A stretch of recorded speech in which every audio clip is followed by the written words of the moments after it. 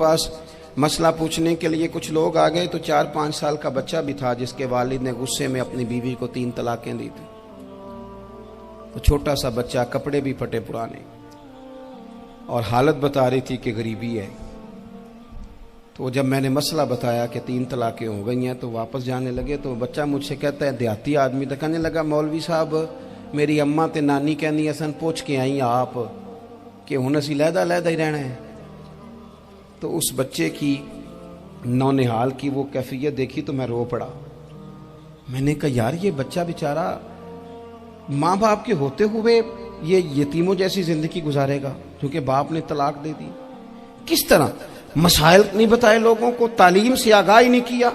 और इसमें बहुत बड़ा जुल्म है उन लोगों का भी जो जनाजे पे खड़े होके तो कह देते हैं, मेरी तरह के लोग अच्छे उलमा की बात नहीं करता, वो कह देते हैं देखो जी लोगों को जनाजा नहीं आता। भैया आपने किस दिन इशा के बाद क्लास लगाई थी जनाजा सिखाने की?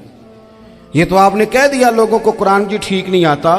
तो यहाँ तो बेचारी बीबियां जिनको सही पढ़ना नहीं आता वो मिशन बना लेती हैं कि मैंने इतने 100 को कुरान पाक पढ़ाना है, बेवा हो गई हूँ, तलाक याफ्ता हो गई हूँ, सारी जिंदगी कुरान पढ़ाऊंगी। हम क्यों ये मिशन नहीं बनाते, क्यों इस तरफ सफर नहीं करते?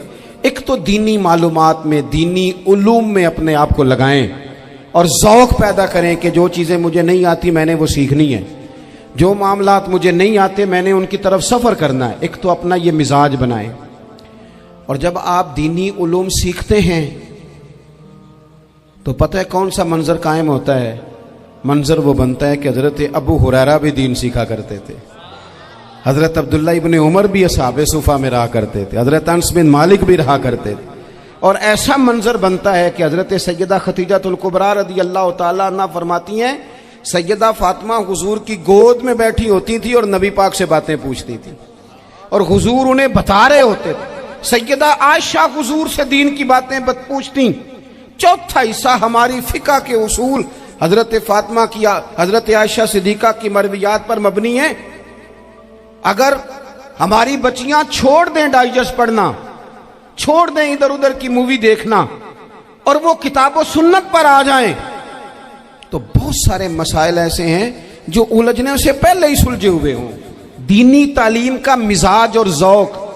और दूसरी आयत करीमा मैंने तिलावत की, अल्लाह करीम ने कुरान मजीद में फरमाया, या अय्युहल्लज़ीना आमनू कू अनफुसकुम व अहलीकुम नारा, ऐ ईमान वालों खुद भी दोज़ख की आग से बचो और अपने घर वालों को भी बचाओ। ओ वालिद, वो माँ जो बच्चों को भूख से बचाने के लिए मेहनत करती है, उनको मायूसी से बहुत सारे माँ बाप ऐसे होते हैं जिनके पास कपड़े लेने के पैसे नहीं होते ईद पे। क्यों? अजान शुरू होगी जी, अजान सुने जी। अजीज भाई, जिस तरह हम अपने बच्चों को देखें, बहुत सारे माँ बाप के पास गुंजाइश नहीं होती, लेकिन इस नीयत से कि बच्चों के दिल टूट जाएंगे, ईद पे कैसे गुजारा करेंगे, मुश्किल से भी कपड़े खरीद के देते। इस तरह हम अपने बच्चों को भूख से, प्यास से, मायूसी से बचाते हैं। इस तरह हमारे रब ने हमारे ज़िम्मे लगाया है कि तुम अपने बच्चों को कोशिश करो दोज़ख की आग से बचाने की। हज़रत उमर फ़ारूक रज़ी अल्लाह तआला अन्हु ने अर्ज़ किया था, या रसूल अल्लाह सल्लल्लाहु तआला अलैहि वसल्लम, इस आया करीमा का माना क्या है?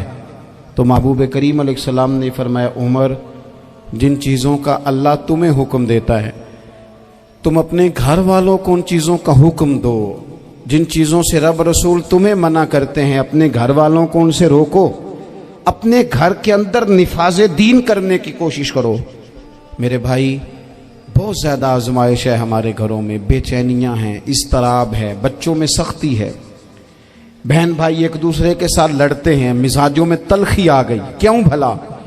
इसलिए कि माँ बाप को जो बेहतरीन किरदार और जो हसीन तरीका घर में अपनाना चाहिए था, बच्चे तकरीर बाहर से सुनते हैं लेकिन वो फॉलो अपने माँ बाप को करते हैं।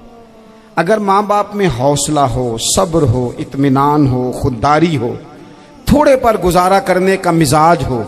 देखे ना, आज डिप्रेशन है, टेंशन है, पैनिक अटैक्स हैं, बड़ी सारी चीज़ें आ गई। क्यों भला? सब्र नहीं, तहम्मुल